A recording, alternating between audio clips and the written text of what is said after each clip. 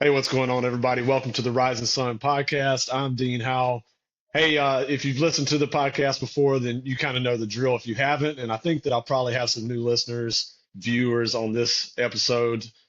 My guest has quite a following on LinkedIn, so some 20,000 plus, and he's a close friend of mine. But if I do have these new listeners or viewers, I just kind of want to break it down for you. There's really only two versions of the podcast. So you have the Rising Sun podcast, and I do both numbered episodes, which is what we're doing today.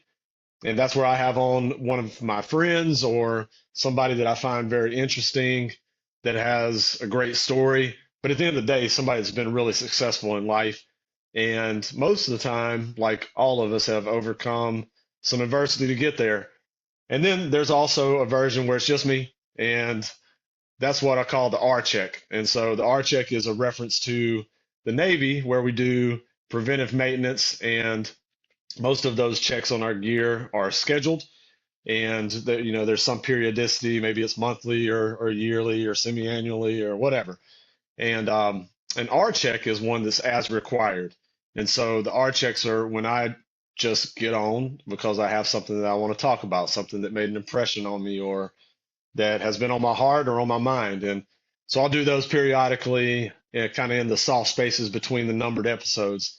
But today we have a numbered episode, and I'm super blessed to have on Enrique Acosta, a friend, a mentor of mine. And we'll get into it as we kind of start the podcast. But somebody that, if I kind of look back at my life and career, you have these people that are there at kind of turning points, right? At tipping points, if you will, of your life and career. And Enrique was certainly there, in Hawaii, that provided a lot of mentorship and gave me an opportunity to excel and exceed when I was there in Hawaii. So we'll get into all that, man. Enrique, hey, thank you for joining me today on the Rising Sun podcast, man. Oh, my pleasure, brother. This is something that's been in the works for a while. I'm so glad to have reconnected and then share this time with you. Absolutely.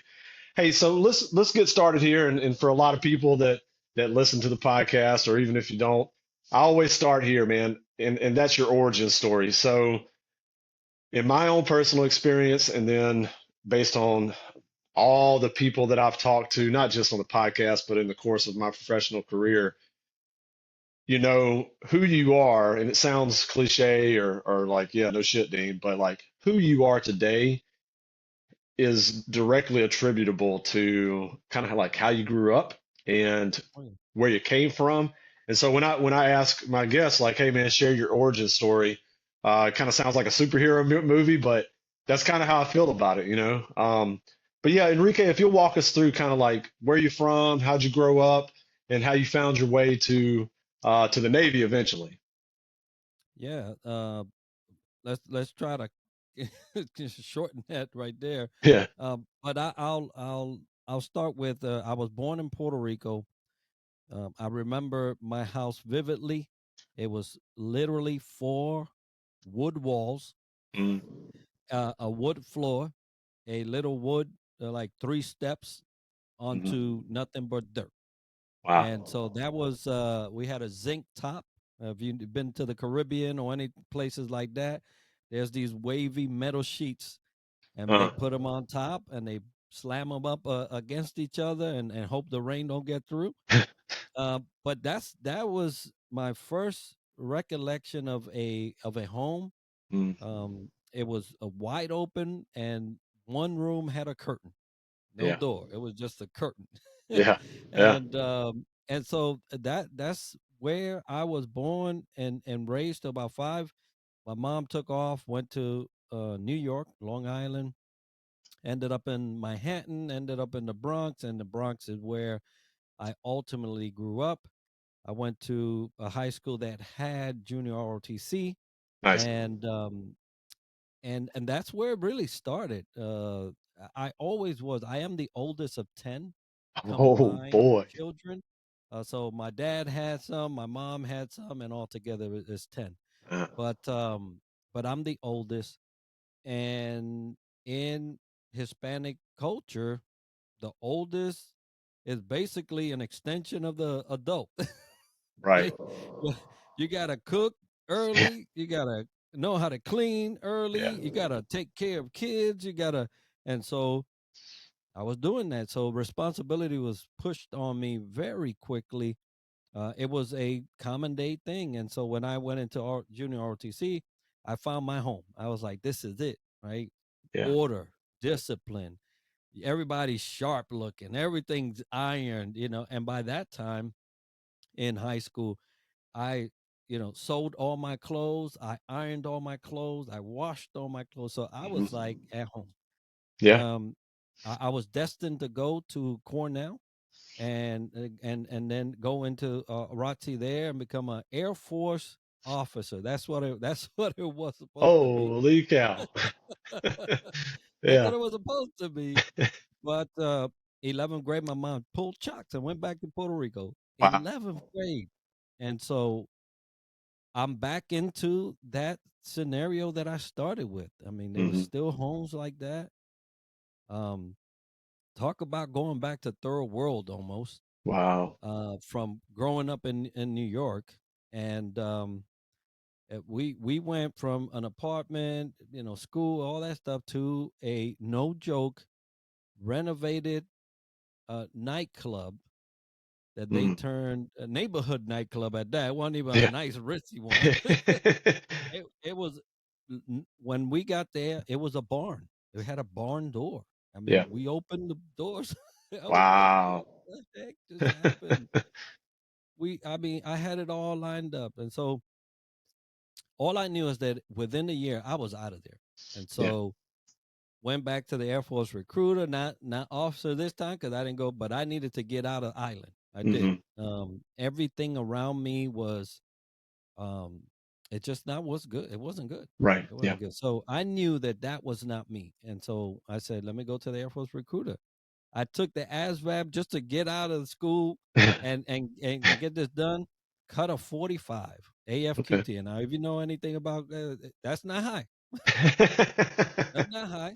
Yeah. And the Air Force, they didn't care about your individual scores. Hmm. They just wanted a 50 AFQT or higher. Right. I didn't cut it, right? So Mm. I went next door. It was the Navy. Yeah. And the guy's like, "Hey, what's going on?" I said, "Hey, I just went next door. They said they don't want me. You want to take a crack at it?" And he's like, "Hey, well, let's talk." Yeah. Navy considered individual scores because Hmm. that's how we rate for the schools. Right. And lo and behold, my math, science, and comprehension was charted, like Right. all at the top. They were like, "Oh my goodness, you blow the score for AG Right. aerographers, mate, weather Yeah. people, out the water, man." Yeah. I was like, "Really?"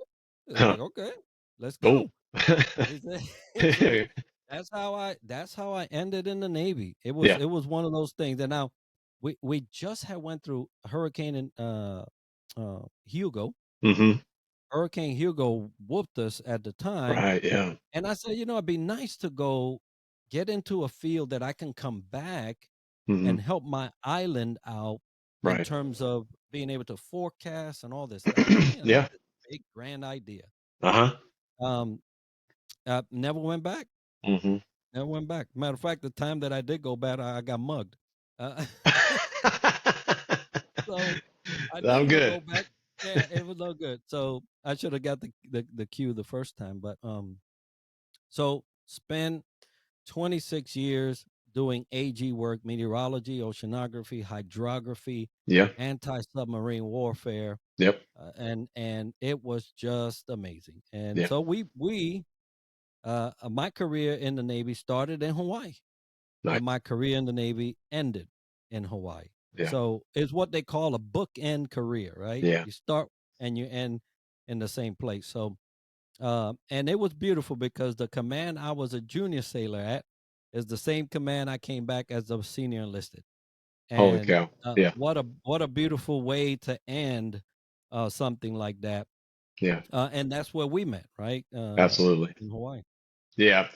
Yeah. So I think it's pretty cool and not to get too into the weeds with it because there's things that we can and can't talk about, but I think one of the things that's lost on people a lot of time is when you talk about aerographers mates, and then you mention like anti-submarine warfare, and like you have to have like been in the Navy for a while to understand what that means. And I'm not asking to explain. That's just kind of like an inside thing. Hmm. Like yeah, man, like AGs, like they're doing ASW, like pretty important ASW work also. Right. Like without them, it gets a little shifty. So Yeah. I always thought that was interesting, man. Yeah, and so just I'll kind of take it here and kind of tell the story. So I got into Hawaii, young senior chief, wet behind the ears, a PSCS, and for Right. me, I was a PN, kind of same thing. Like I didn't even like go to the Air Force recruiter's office because like eh. But I'd done 3 years of college and then decided to join the Navy and really high AFQT score. I had like a 92, but I'm colorblind, and so it is what it is, right? And my intentions were never to make a career out of it either, right? My intentions were to um, go into an admin field and then get out and go to law school and join the family business basically because my brothers are attorneys and my stepdad's an attorney and all that stuff. But you know uh, the universe has other plans for you, right? And so Hmm. here I show up to Hawaii, wet behind the ears, senior chief, and honestly, man, like you just kind of took an interest in me, and like it was perfect timing for me. And I've told you thank you, but I just want to tell you this kind of publicly and on the airwaves. Like I was kind of in a place where I wasn't sure if I wanted to keep doing it. I'd made senior chief at like 12 years, and I was looking at it like, man, I don't know if I really want to do this for another 8 years. And I just come off back-to-back sea duty, and quite frankly, I was exhausted. I was tired.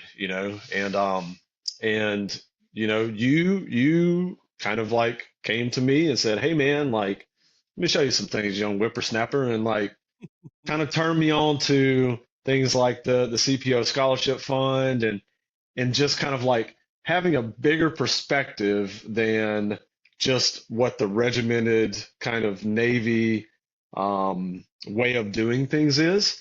And as I really trace it back, there's been several kind of like indicators, several things that built to me starting a podcast and kind of moving in the direction that I'm moving in long term.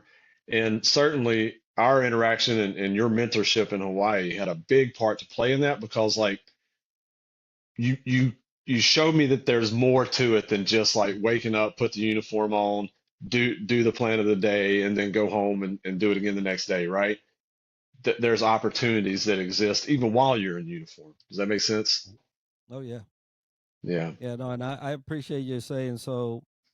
If there's anything folks can actually do in terms of imparting a little bit of wisdom is opening people's eyes, right? If you can open their eyes just a little, right? It's just like going down a corridor and there's green grass and all kinds of stuff on the side, but if you don't open them up just a little, you won't catch the colors. And so in life, there's just too many colors to negate, but as it would be, circumstances in our lives kind of just makes us, blindsided or put the blinders on because the opposition just too much, right? A lot of sea time for a lot of sailors, it's detrimental, Yeah. and they unfortunately go in rates that demand that from them. It's part of kind of like the description, kind of like when we were deployed, and my heart always went out to the engineers. Yeah. Those poor guys didn't get to see a thing. Yeah. They just work. They just work. Yeah. And so it eats through you. Now there's other rates like AG. We're the first ones off the ship, right? Yeah. So, I'm glad you said it, not me. but they always say pick your rate, pick your fate, That's right? it. Yep. So, Yep. but but there is so much more. I'm blessed that at the same time, while I was kind of living out my best life, you happened to come by to witness some of it Yeah. and, take something out of it. I'm blessed. Yeah, for sure, man. And I think that it was really a special time in Hawaii if you think back on it too, because it was pre obviously pre-pandemic. Like let's talk about it. Like things were just different, and hopefully we can recover to those some of those places again. But like the threat looming over the horizon was not as intense as it is right now. Yeah. And that Chiefs mess, the island-wide Chiefs mess, was just tight. Yeah. I mean, tight. Like they Yeah. wanted to do things together, you know? I mean, if you were in K-Bay or if you were at Joint Base or wherever you were, like everybody wanted to do things together, you know?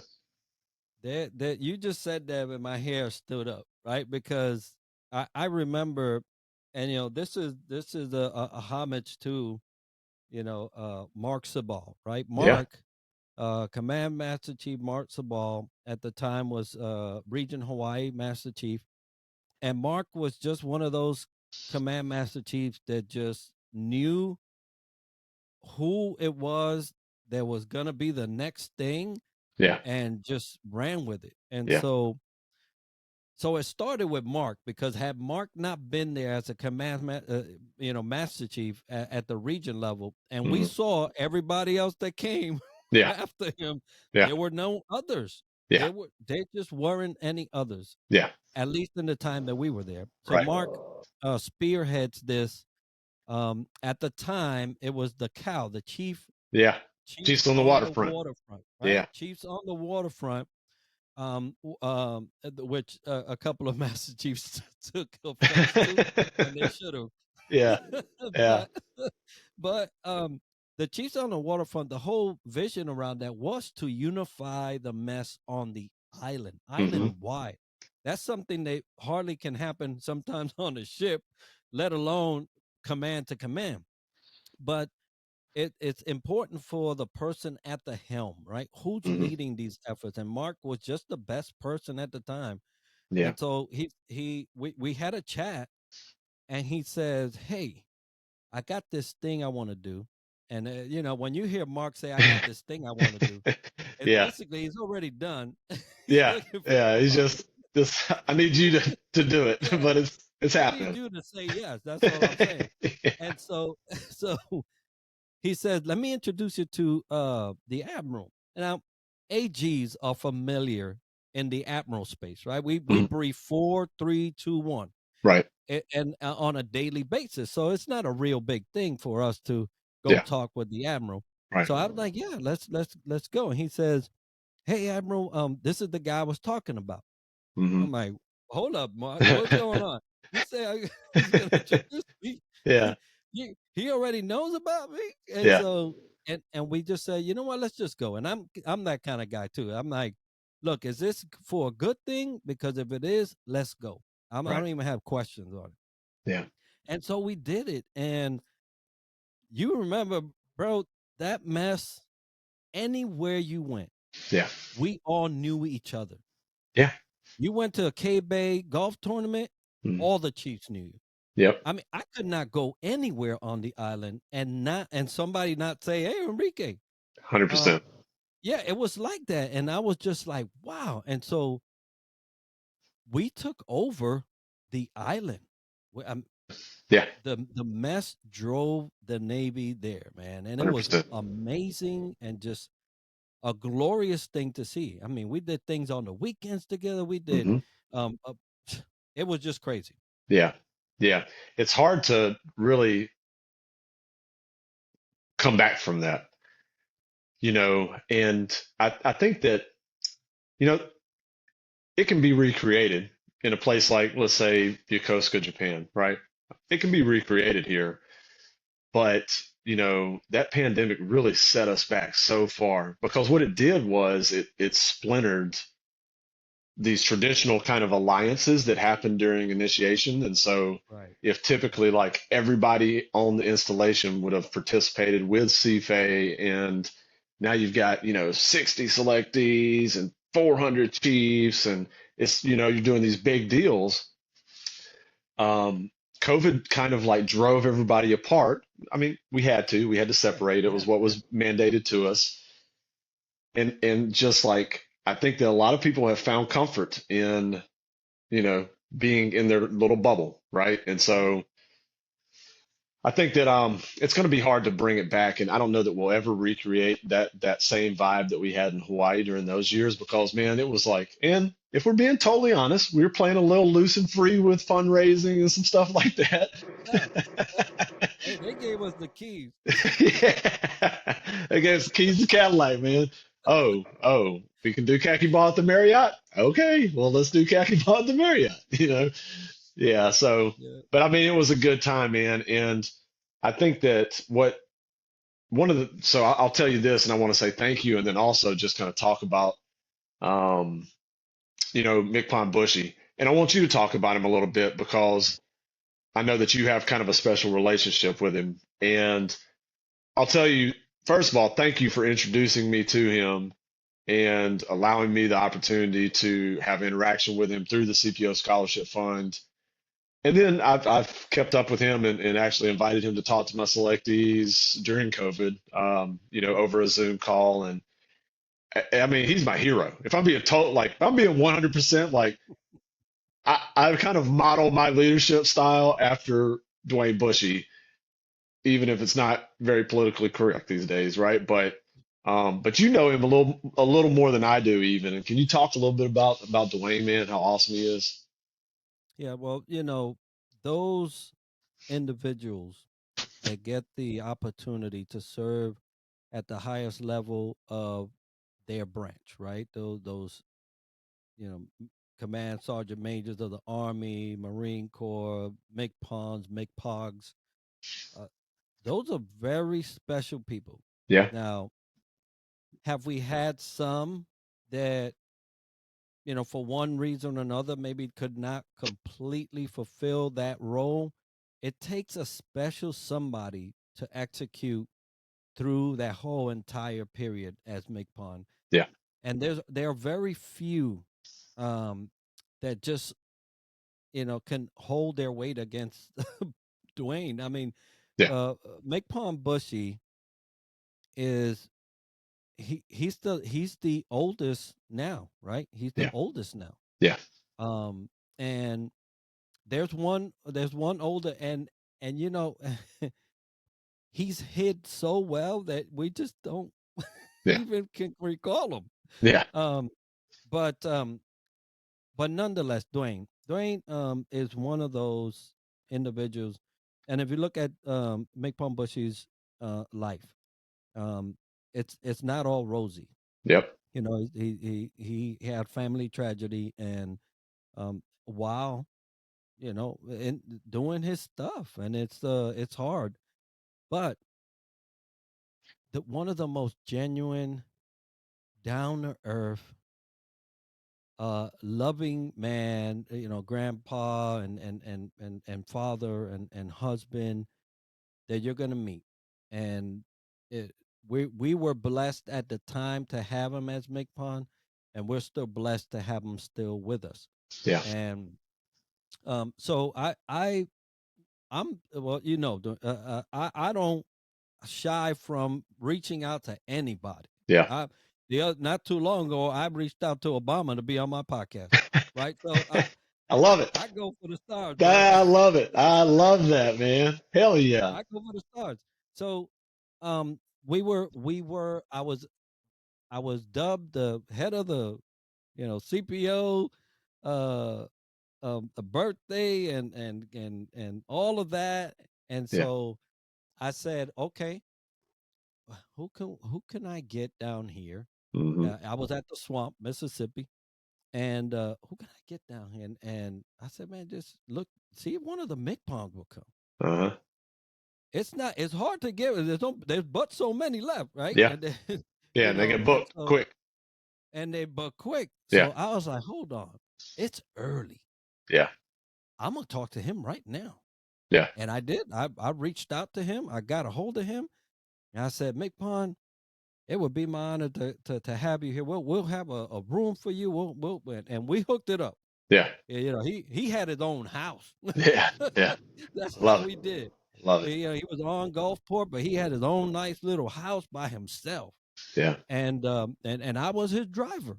And I said, I'll take you anywhere you want to go. I'm taking leave if I need to when you come down. Yeah. And I treated him right, but he did us right. He came by and so I guess because of how he was treated, and not Mhm. that anybody didn't treat him well, but as well because the way he is. I just kept communication with him. Just every time I thought of him, I would send him a message, right? And he gave me his phone number. And then, um, and then he told me about the CPO scholarship fund. I started getting involved, and then obviously that solidifies it a little more because now you're, helping a mission. Mhm. But when I met him back in it was 2009, I believe, if not eight, we just kept communication Yeah. and they don't shy away from that. I mean, I have all of them on my phone, Yeah. right? And I'll write them every once in a while, just a simple text, whether I get something back or not. Yeah. Hey, I'm thinking about you. I hope you're well. Yeah. And relationships that are fostered and cared for, they thrive. Yeah. And I've been blessed. I cannot imagine um, that I would not, that I would not feel blessed as I am because I get to speak to a lot of them. And Yeah. Dwayne Bushy, McPon Bushy, and McPon Hurt are both part of my advisory Yeah. for my company, and that's it's just it's just beautiful people, beautiful humans Yeah. that got to serve at that high level, man. Yeah. I want to ask you this, Enrique, because you're a master. I mean, I'm gonna prop you up a little bit, but I'm being totally honest, man. Like you are a master of relationships. Like I've just seen it. I've seen the way when we served together in Hawaii that you fostered those relationships, and then in retirement you've done the same thing. And what like what's your trick, or what's some advice that you could offer somebody like me, um, and my listeners about how to really kind of like build and foster professional relationships that feel personal. Does that make Yeah. sense? hmm Yeah. So I take a very humble approach to life, and by that I mean is I'm very conscious that I'm one breath away from eternity. Every second, every second I get to breathe in, breathe out.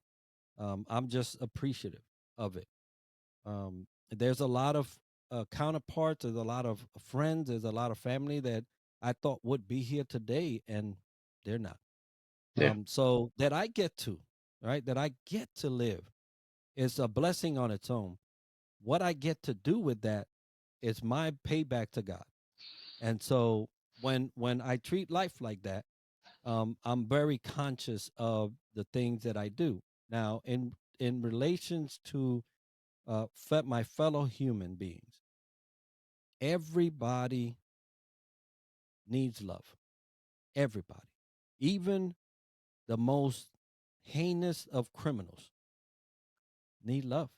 yeah, Matter of fact, even the heinous of criminals feel love mm, towards somebody, mm, right? And so, if you treat people from that capacity, and it may not be obviously a sensual love or anything like that, but sure, a basic love, a basic one, you can connect. mm, You can connect. Now, I happen to have the type of uh, just charisma, mm, and it's just part of me to engage people in conversation and things like that. And if you add more to that element of being interested, Hmm. instead of being interesting. Sure. Um, it also facilitates that type of coming back and forth. And like I mentioned earlier, I'm not afraid of positions if it means me meeting you, right? Hmm. For one reason or another. Um, and you know that chiefs usually are not afraid of much Yeah. Yeah. interaction with anybody Yeah. at any level, right? Right. And so, there's elements there that have that obviously piled on to who I was originally as a happy-go-lucky kid that can get along with everybody. Typically the peacemaker and the joker, right? Because I joke around a lot. For Yeah. folks that are listening, don't get around me and not expect to laugh because we're gonna do that. And Yeah. so there's no real trick or key to it Hmm. except that if you treat people the right way, Yeah. you'll gain friends, right? Right. Yeah. The good book says if you want friends, be friendly. Yeah. How simple is that? It's not that hard. Yeah. Yeah. No, I love it, man. So one of the things that I agree with and that you said just now was that be interested, not interesting. Mhm. And what I found, not only in my daily interaction with sailors and fellow chiefs and admirals and captains and everybody that you end up dealing with in a senior enlisted leader Mhm. position, Air Force and Misawa, all of these different interactions that I have, and then all the interactions that I have with some unlikely guests that I've had on the podcast, is that I have a genuine curiosity about people. I want to know about them. I want to know what makes them tick. I want to know what their biggest struggle was. I want to know how they found success. And it's really like purely curiosity. It's because I want to be interested. And what I found is that the more interested you are in people, then the more willing they are to share and the more willing they are to be open and to establish those relationships. And so I really wanted to key on that, man, because I think that's what that's what everybody wants, right? Everybody wants to be recognized and not recognized with like a medal on your chest. They want to be seen, right? They want to be heard. Acknowledge, right? They want to be Acknowledge that I acknowledged, exist. right? You know, and I think that that's one of the things that maybe society needs to work on, right? Is like, hey man, when you're having a conversation with somebody, like just stop. Like stop and really like focus because that might be exactly what that person needs right then to change the whole trajectory of their life is just one person to be genuinely interested in what it is that they're telling them, you know? So Yeah, that's what I try to do. yeah, and for most people, if you are in conversation and let's say you didn't listen to 80% of what they said, right? But there's something that struck you as odd, and you say, "Hold up, now you said Yeah. so and so. How did you get to that?" That it changes the whole conversation. Mm, They won't ever know that you didn't, but now they became the focal point of that conversation, hmm. and we hardly ever get that. Yeah. So that's where folks do need to focus on a little, and instead of this fly by night or passing by kind of, hey, how you doing, and before you even say anything they're gone, right? You're like, I was okay until you came by and asked me that. Right. There's nothing worse than like, and I used to hear this from sailors on the ship, you know, it's like, um, there's nothing worse than like that person that walks by and says, "How you doing?" with no intention of hearing how you're doing. They're just walking. How you doing? They just keep walking, you know. I've got like a funny story. So I forget why we were at the hospital, man. We were at the hospital for something. I was on leave in Texas. It might have been when I had my bicycle crash. I don't know. Anyways, but we're walking down the hall and this kind of older gentleman, not really old, but little older than you and I. He's kind of walking. He doesn't look like visibly upset or anything. And we walked by, and I asked, I said, "Hey, how you doing?" Just as a greeting, right? And he goes, "Fucking terrible," and just kept walking. I was like, and my kids were there too. They're like, "Oh no, like should we go check on him?" Right? Landmine. You know? Land- Yeah, total landmine. And but the thing is, most people aren't going to say that, right? Mhm, And that's why it's become this thing where, hey, how you doing? Well, don't ask unless you're ready to hear, mhm. you know? And then if somebody does need to tell you, even maybe they'll tell you, man, I'm doing amazing. I'm having the best day. My girlfriend, just said yes. I proposed to her. I won $100 on a scratch off lottery ticket. I found out that I advanced. Like, it's a fantastic day. Like, you're not going to hear that most of the time, though. Most of the time, it's going to be like, it's not going great. Mhm. Well, okay, come on, let's talk. So, yeah, I think those conversations are important. And then I think that, you know,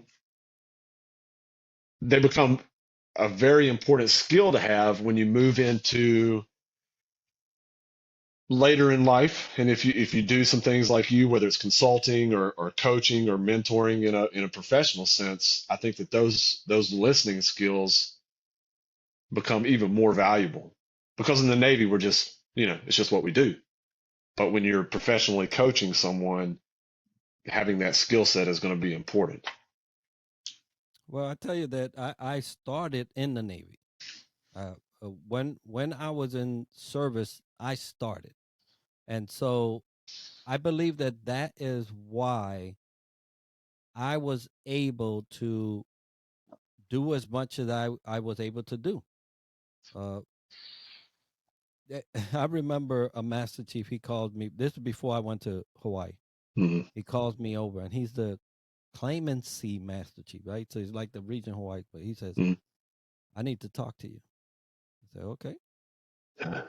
He says, "You're gonna get orders to Hawaii." I said, "All right, that's a good thing." Yeah. Yeah, I wanted to go back. Yeah. Yeah.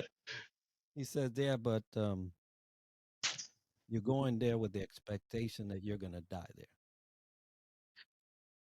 And I said, "What? Oh, yeah. You? That's it. That's it. You're done." And I'm like, "Huh?" Because I'm looking for 9, right? Yeah. He says, "But let me tell you something. Look outside, Mm. and you'll see the opportunities." And I was like, "Whoa." So I remember coming home and telling my wife. I said, "Yeah," because she was like, "Hey, how-" I basically got told we're going to paradise to die. She goes, "What?" I said, "No, like my career, like Yeah. like it's done." Mm. And she goes, "What?" I said, "But we're going to Hawaii, so who cares? Let's go." Yeah. That's right. Yeah. Although, and you were there, you witnessed. So Mm. I was telling my son the other day. I said, Joanne, my oldest son. I was just kind of like reminiscing back, and I said, the most prosperous years of my life as a sailor were the last 3 in Hawaii. Mm. The first year, I got awarded an AM, right? And for a senior enlisted, the second year, consecutive. Mhm. Second year, I got awarded a com. Mhm. Whoa. And third year, I got MSM. Yeah. And I don't know any that I know personally, any senior enlisted in 3 years get 3 personal awards back to back to back Yeah. and scaled, Right. right? And so when I reflect on that comment, um, yeah, I I didn't make 9 to the surprise of the whole world, right? Because Yeah. I was like, what just Yeah. happened? Yeah. I Right? know. But that 3 years was the most successful I have ever had in all of my 26. Yeah. It was just amazing, right? And not because I was amazing. That was a product, obviously, of teamwork. Mm-hmm. It was awards that were results, right? We were in Hawaii. We did the cow and then the CAG, right? Yeah. It turned to the CAG. Yeah. We had events. We did the Wounded Warrior. Mm-hmm. First event ever. That thing was an island wide event. Yeah. All the chiefs were involved in that. Yep. And and so we just, if I because the way I say it, if I'm gonna die, there's gonna be DNA all over the place. Yeah. Yeah, You're man. gonna know I fought tooth and nail, and Yeah. I did. I gave it my best shot. Yeah. It did, and that was where it ended. Mm-hmm. But man, what a way to go! I mean, it is like a movie. Yeah. Yeah. And I'll tell you, at least from my perspective, outside looking in, and again, like you go back to it and I think, wow, man, like Enrique didn't make 9. Like everybody's like, oh, damn, But I think that, and I think you'll probably attest to this, that 3 years, like you just said, was like your best 3 years, but also how much did you like learn during those 3 years that set you up for such immense success after you've retired? Because you learned that like I need to give it everything I got, even if I don't see, this potential in advancement to the next pay grade. I'm still going to give it everything I got. And that's what you did. And I think that everybody really respected that. Everybody was like, man, like it's real tight as an AG, first of all, Yeah. and even though we thought that you would make it, when you didn't get down. You were just like, hey, man, like, more money, more problems. You know what I mean? Like you just kept going, and I always was really impressed by that. And I think that it's kind of, you've continued as you've moved on. So yeah, man. So you're in Orlando now, right? Yep. Okay. How's Orlando? Mickey Mouse World. How is that, man? This is the giant playground, right? This is where kids and adults come to play. Yeah, absolutely, So man. yeah. No, coming here was and the interesting is, so I went from Puerto Rico. Uh-huh. Boot camp was here in Orlando. Oh, you went to Orlando? Come on, man. Yes. Then they shipped me out, right? Yeah. And so my first duty station is Hawaii. My last duty station, Hawaii, and that's what I was saying. It's a Yeah. perfect bookend. I mean, like literally, boot camp to first, last to boot camp. Really, right? And Wow. That's crazy, um, man. it doesn't. It's not here, but there's a huge Navy presence here still. There's still a Navy base, and there's still a big community here for Hmm.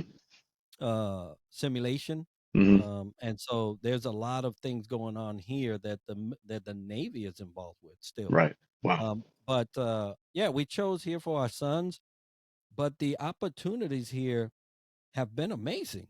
They've Yeah. been amazing. But like you said, I just followed suit from Hawaii and just did it over here. Yeah. And the funny thing is, we left Hawaii September 19th. We got here the 20th. Hmm. By the 23rd or 24th, I was already meeting with the mayor of my town that I was going in. Stop it. I love it, bro. I love it. I love it. I showed up in my whites. Yeah. I was still on on terminal, so I was still valid. Yeah. Showed up in my whites. I met with the mayor of the town that I Uh-huh. moved in. We went to St. Cloud, right? Okay. And sure enough, I'm meeting with the mayor in like 3 days after getting here. And I go to the front receptionist. She was a chief. Stop it. She goes, "Whoa!" Love I it. was like, "Okay." What's up, sister? I was like, "No way!" It was just amazing, right? So I say that because there's a lot of people that are, on the verge of this is their time. This is their Mhm. time to transition. This is the time to go somewhere else. And for those that are listening, and maybe you're 2 or 3 years out, it's still the same. Do so transition is this thing, this great beyond out there Right. for those that are in, right? Because you just don't see it yet, and you're not Right. really even interested in it. But guess what? It's going to come. Yeah. The good thing about this story, is mine, is that I made it my own. I made it my own. I didn't wait to people get me in this or that. I Hmm. I knew where to go to.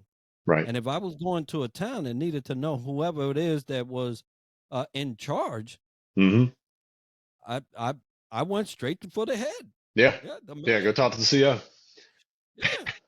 And so I got to meet look, I remember being in the local Walmart Hmm.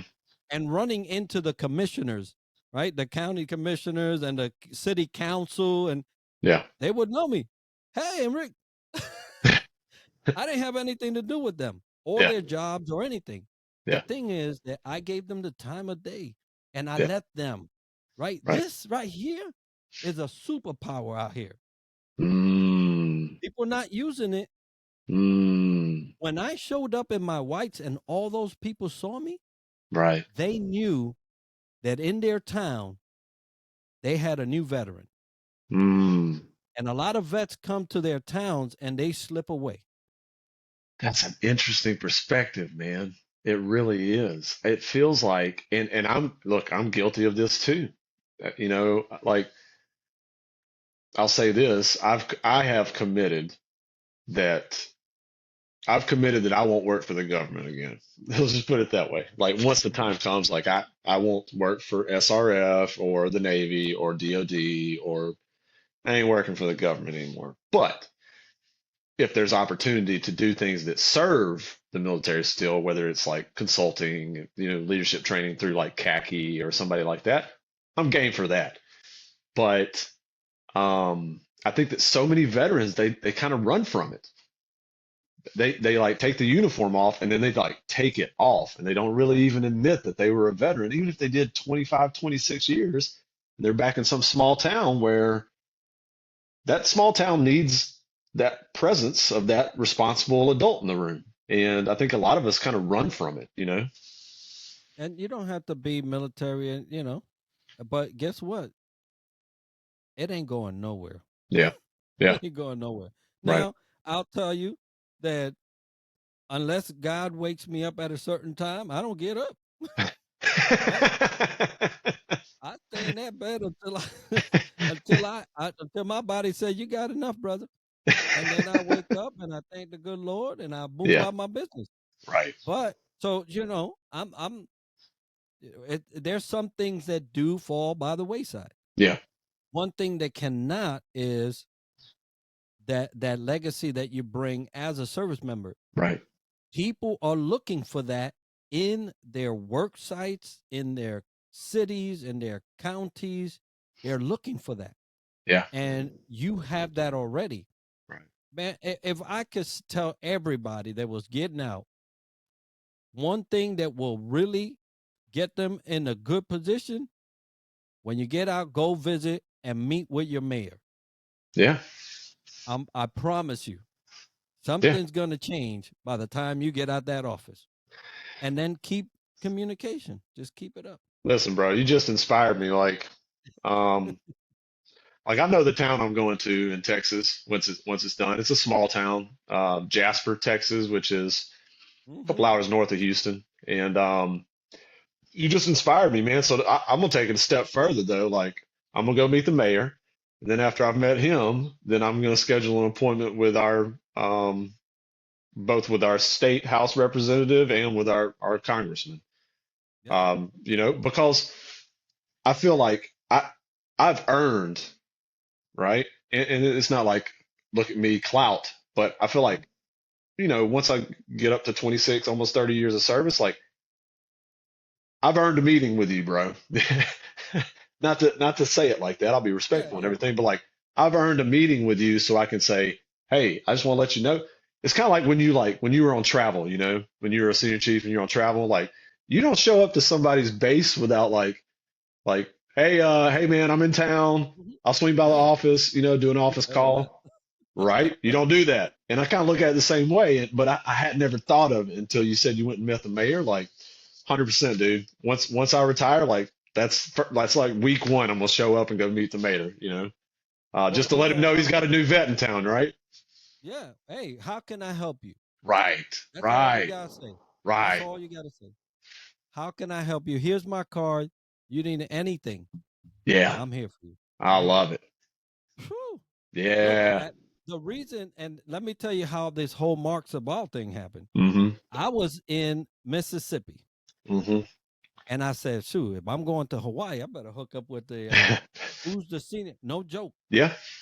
I wrote Mark an email because I Mm-hmm. went to the website, Region Hawaii, CMC. There's his email. Whoop, I wrote Mark an email.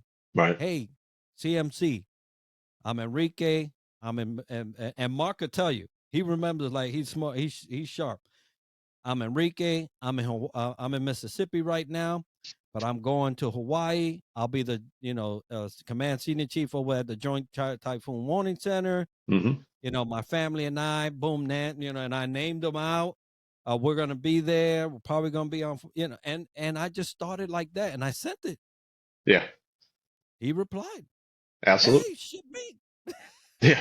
ship me. All right, cool. Yeah, I can't wait to, how he's all Yeah. Yeah. excited. Yeah. I Yeah. can't wait for you to get here. Yeah, yeah, yeah. When you get in, yeah, make sure you come over by the office. Yeah, yeah."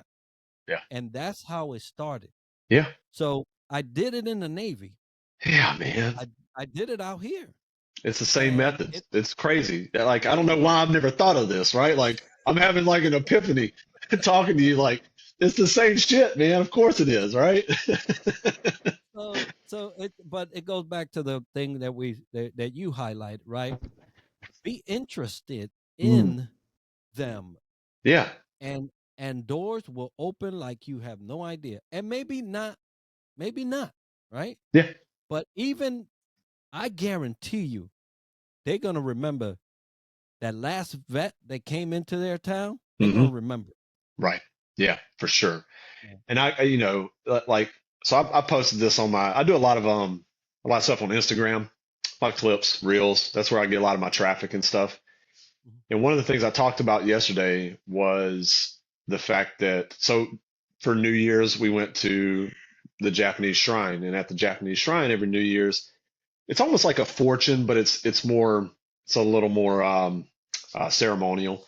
And so you'll get this kind of like paper. It'll tell you what you can expect for your health for the year, what you can expect for your money, things like that, right? It's kind of like it rates kind of like what your year is going to be like. And one of the things that this past year, that it kind of the advice that I was given basically, Mhm. is do things to help other people, and do not, and this is normal advice, but do things to help other people and don't think about what you're going to get in return. Like, and if you do that, that more abundance will come to you. And I'll tell you, here we are in May of this year, and every time that I think about doing something, and human nature is like, but what am I going to get in return? What's the potential of return for this thing, right? And and every time I have that thought, I just, nope, I'm not doing that. I'm just going to do this thing, and I hope it's good for the person that I'm doing it for. And if I get some return on investment from it, that's great, right? But I'm not going to go into it thinking about what my ROI is going to be. And I'll tell you, man, it's a pretty nice way to live life, because I think that those people that, like the mayor that you talk to, if you genuinely show up to them and say, how can I help? And then exercise, your ability to help without asking for anything in return until you need something. Like, people just, they know when people are being genuine in that way. Mm. And then they're more willing to want to help you. They're more prone to help you because they don't think you're in it for anything. Does that make sense? Oh yeah. If you so while you was talking, I was thinking, if I asked 1 million people for $1 Hmm. and they all gave me $1, I would have $1 million. Right. But if I asked 1 million people to give me what's in their heart, I'll have more than 1 million. Yeah, for sure, man. Absolutely. So when you go into something with a mindset on a quantity or what you're going to get back from it, that's what you'll get. Mm, And you're basically shunning the possibility of getting your mind blown right. Right. Yeah. from what will come if you went in it unexpected. Yeah. Yeah. It's just this abundance and gratitude mindset is, and a lot of people are talking about it these days, but there's a reason why a lot of people are talking about it is because this idea of scarcity and selfishness, it kind of got us to where we're at as a society, Yeah. and so like the more people that can exercise this idea of gratitude and giving and selflessness, if we can all kind of start operating in that way, then I think that we can like help society improve pretty quickly, you know, because the people that don't behave that way are gonna be marginalized, right? Hmm. And yeah, so I mean, it's kind of like a Chiefs miss, right? Like, Yeah. like, come on, man, let's work together, So, hey, man, so, bro, tell me kind of like what you have going right now as far as so your company and what kind of services you offer, and then what do you see that turning into in the next 5 to 10 to 20 years? Yeah. So thank you for that. When I got out, I was fortunate enough to get hired at a company that allowed me to actually play out my business plan. Nice. And I'm so grateful. I will always vouch for them, right? Hmm. And so uh, I am the owner of Triad Leadership Solution. Imagine that, right? It's a beautiful name. I love it. Beautiful name. But I love the the synergy between the three, right? Hmm. And then also it kind of backed my faith background, right? The Yeah. three, and Yeah. so Yeah. Yeah. it just all married very well. So in 2018, I established here in Florida Triad Leadership Solutions. We're a leadership development company that focuses on assessments, training, and mentorship. Now we will gladly go to a company, train on their areas of that needs improvement, right? Hmm. Typically, those around communication, r- conflict resolution, things like that, right? Sure. Things, little skirmishes that people have in the offices, but primarily it is been a one-on-one coaching type of scenario. Right now, I have several clients that span basically uh, U.S. and Europe, Nice. right? And so it's gone out of the states, which I never expected. But thanks to the pandemic, right, we do have Mm. some things to thank. Yeah. Um, of the opportunity was broadened, right? Yeah. So because now there's no borders really electronically, right? So Yeah. so we've been doing that, and so personal development, leadership development, career development, which is something that we all share as a thing that we can do in the military. But I was a career counselor for over 15 years. Hmm. And so I did that. And that was one of my heart works, really. Yeah. And so I just translated that now. So we've also been now going on our fourth book. So I wrote two books. I'm working on one, and one is due to release in July. Nice. Um, so it's been good. Taking all of the leadership experiences and leadership knowledge that I've been able to attain throughout the years and putting that on paper. My story, my Right. version, right? So that's been going on. Um, had a couple of out of state conferences. Been doing conferences here locally in Orlando because this is kind of like the conference center of the Yeah. world. Yeah. They're here all the time, um, and and through all of that, created a couple of podcasts that are leadership centric.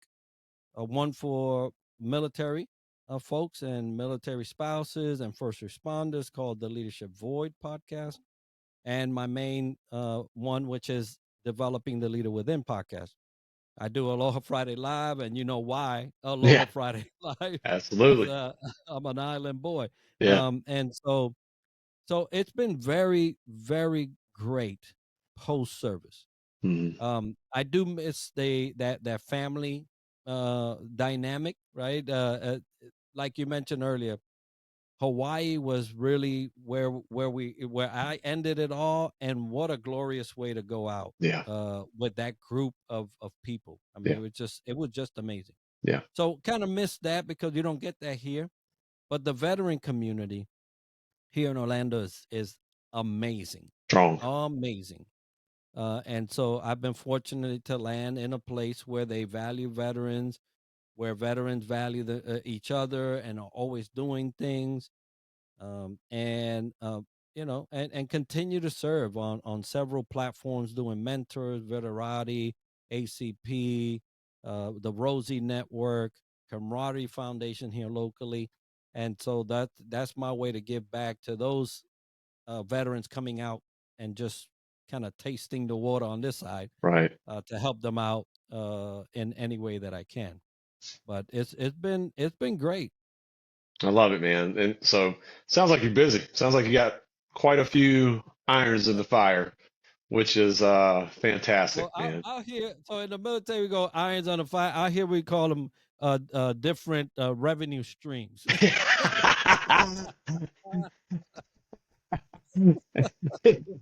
I've also Terminology, I've folks. also heard that term. Yeah, man. I mean, I'm looking forward to having some revenue streams. Let's just put it that way. You know what I'm saying? Yeah. Um, no, and it's kind of funny that just like you said, your career kind of came full circle, right? Orlando, Hawaii, back through Hawaii to Orlando. Um, I think that's the nature of things in general. And so I kind of feel like, in a sense, that my life is coming full circle just by reconnecting with you. And um, just like you kind of set an example for me in Hawaii, and I still got a few years left. I got some things I still need to do, right? But just like you set that example for me in Hawaii about what was possible, I feel like you're setting that example for me again. And I'm just really, really, really happy that we were able to reconnect. And I hope that we can continue to kind of build this, offline. And I've just always sincerely appreciated your mentorship and just your kindness. If I'm being totally honest, Enrique, you're what we call in the business a good dude, right? And and I've just always genuinely, like, sincerely appreciated whatever interest that you've taken in me, right? It's much appreciated, brother. So Yeah. um, Well, you're welcome, and worthy of it, man. I got pictures, right? I got pictures still here when you would sit at a table, and I was just snapping pictures. But there's one I took of you. Don't know exactly why. I just kind of focused in on you, yeah. but it's that is the lot of the senior enlisted, Mhm, to look out for those that are coming up mhm. that may just need a little tweak, a little conversation, setting of an example, right? Yeah. Because if I didn't set the example, I don't think you would have even paid attention, right? Like, oh man, that's I've just another been surfing, that's man. another I've one. just been surfing. I'm like, yeah, I'm good. You know, Right. So I mean, it all starts there, right? How you right. set the example enough to have that type of conversation.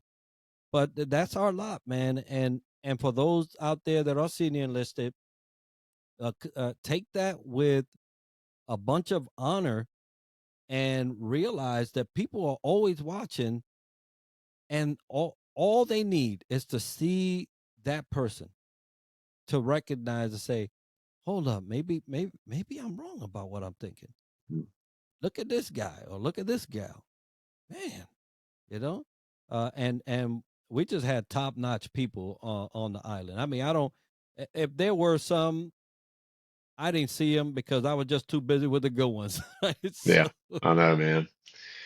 Yeah. So, Enrique, it's been a pleasure having you on today, man. It's just been really nice talking to you and learning from you. Is there any closing things you want to leave us with, brother? yeah, don't be afraid of the big water. Right? Don't be afraid. If you can swim in 1 foot, 3 foot, 5 foot, you can swim in 6, 7, Mariana's Trench, Yep. right? You can. Um, and the world will seem like a big ocean many times, and in a lot that we do. Don't go at it afraid. We're all going to have apprehensions. But if you do find yourself where you can't move because of fear, call out.